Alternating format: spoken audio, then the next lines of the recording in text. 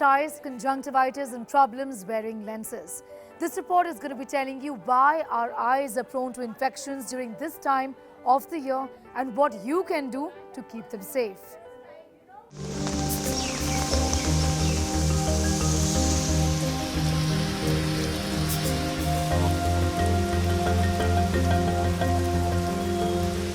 The moisture brought by the rains brings temperatures down, providing relief from scorching heat, and is seen as a symbol of prosperity, festivity, and joy across the nation.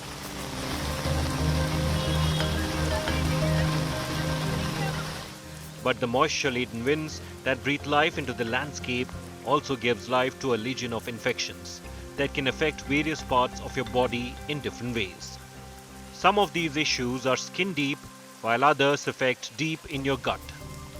But your immune system is very effective in tackling these infections. These microorganisms burgeon in high humidity and warm temperatures, which means that one is more likely to get an infection during these wet months. Eye infection essentially that we see during rainy seasons could be of two areas of the eye, two parts of the eye. One is called conjunctivitis, which is conjunctiva is a transparent membrane covering the white of the eye, and its infection is called conjunctivitis. And then there's something called keratitis, where the central corneal area, which appears dark, was actually transparent.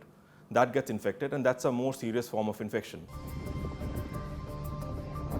As the eyes are not connected to the immune system, dusty and stormy weather exacerbates the situation by facilitating the movement of the microorganisms through the air. Conjunctivitis, corneal ulcers, and styes become common.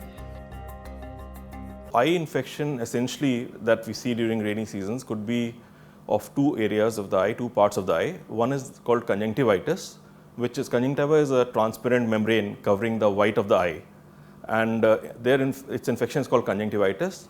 And then there's something called keratitis, where the central corneal area, which appears dark, was actually transparent. That gets infected, and that's a more serious form of infection. So for conjunctivitis, the typical symptoms would be redness, which you know as a red eye or a pink eye, discharge, watering. Sometimes there could be swelling of the lids. In contrast, for corneal infections, there would be similar symptoms, but in addition, there's likelihood of pain being there, which could range from mild to severe. This is not what you're supposed to do. And if you do have to rub your eyes, ensure that you have clean hands. Another advice would be not to step out during stormy or dusty weather. And if you do have to step out, always remember to keep cool sunglasses handy. It is not just a grandma's tale. Eating carrots really help. Not just carrots. Eating food rich in vitamin A, C and E such as carrots, kale and salmon also improves eye health. Those who wear contact lenses are most at risk as they continuously need to touch their eyes. Besides, there is constant need to continuously change the lenses. And the solution: people using lenses should also avoid using them while swimming. This premise comes from the higher rate of infections, or higher incidence of infections, eye infections during monsoons. But I would not agree with that, and most of my patients continue to wear.